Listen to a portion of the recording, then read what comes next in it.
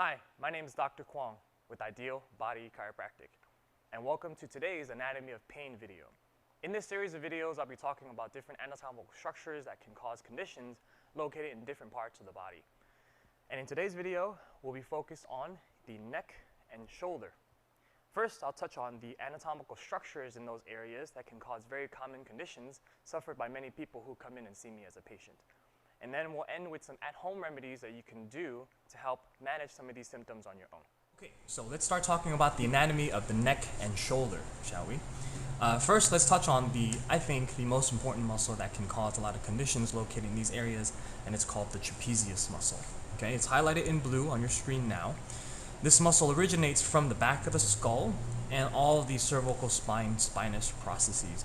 The spinous processes are these little bony outgrowths that come out from back of the cervical spine vertebra, or every vertebra for that matter. It then crosses into the shoulder and attaches to the spine of the scapula. It also wraps around to the front and attaches to the clavicle, which a lot of people know as the collarbone. And then it finally terminates and inserts onto the spinous processes of the thoracic spine. So this muscle, when it gets really tight, it can compress in all the joints that it crosses, leading to a lot of pinching type pains located in the neck, mid-back, and maybe sometimes even into the shoulder blade. There are a variety of different nerves that also insert and pierce through this trapezius muscle. As you can see, let me zoom in.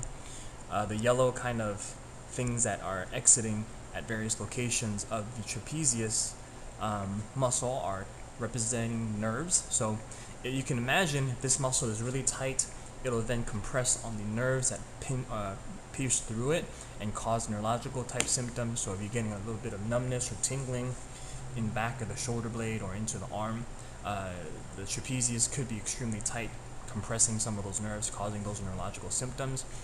These nerves also are responsible for the sensation of pain in the head and skull and scalp type area. So if these muscles, or if this muscle is extremely tight, it can go and create headache type symptoms into the head and neck area as well. So let's hide this muscle and let's move on to another muscle that I think is very important in the shoulder and neck, and that's called the levator scapulae muscle. As you can see, this muscle attaches from the middle top portion of the shoulder blade, and then it goes up.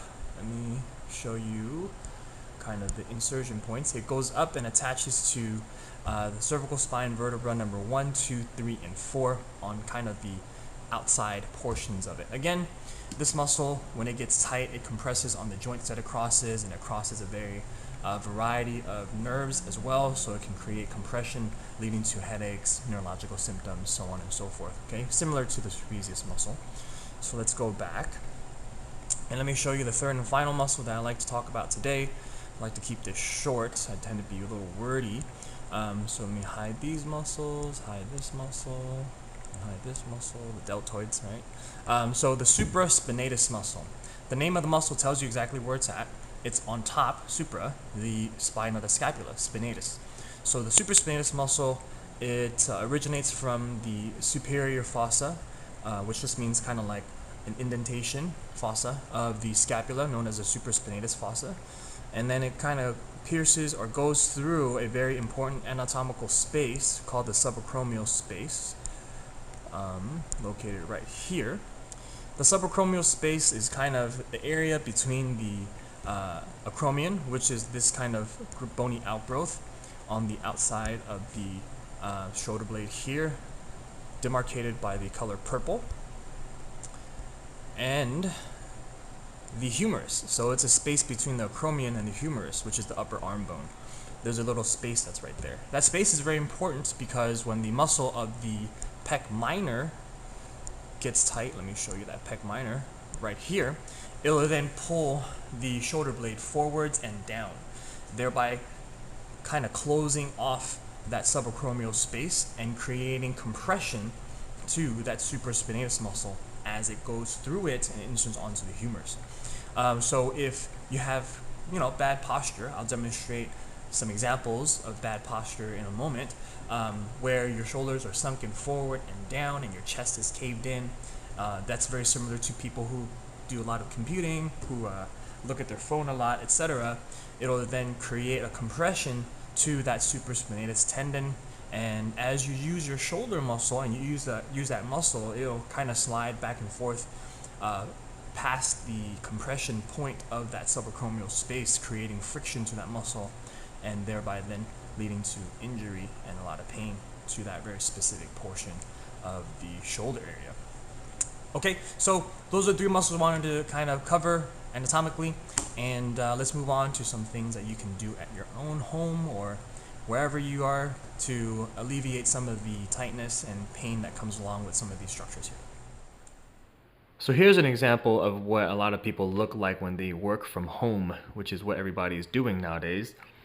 As you can see, I'm sitting on the couch with the laptop on my lap, and I have what's called anterior head carriage, which causes a straightening of the cervical spine.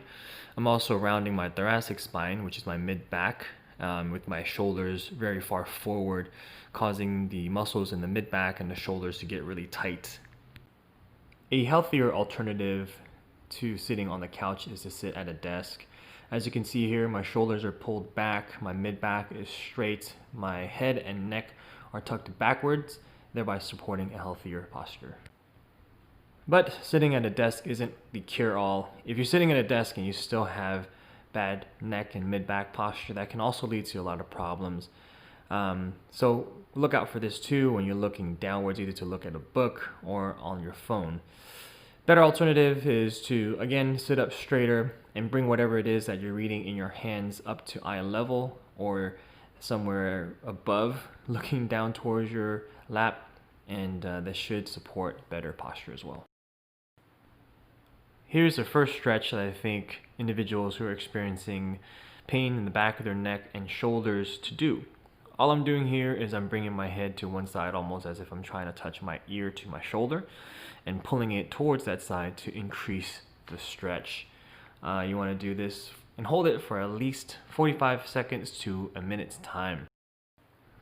To combat that anterior shoulder position that pulls the mid-back into a rounded position is to stretch out the pec major and pec minor muscles. To do this, you simply place your arm on a doorway and rotate your torso away from the doorway, and you should feel a stretch in the front of the shoulder. And here I am demonstrating a self-massage technique for the trapezius muscle.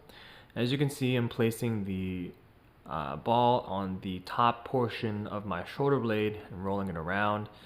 And here I am pulling my arm from a upward position down and towards the outside of my leg. This movement helps to stretch out the trapezius muscle, the supraspinatus muscle, and it helps to do that because you're stretching the muscle over the surface of the ball. Moving on to some exercises here. This is called the rear delt fly. All these exercises you want to try to do by first pulling your shoulders back and down into a good position and performing them anywhere from 8 to 12 reps. These muscles help to support better shoulder posture and thereby help supporting then better mid-back posture as well.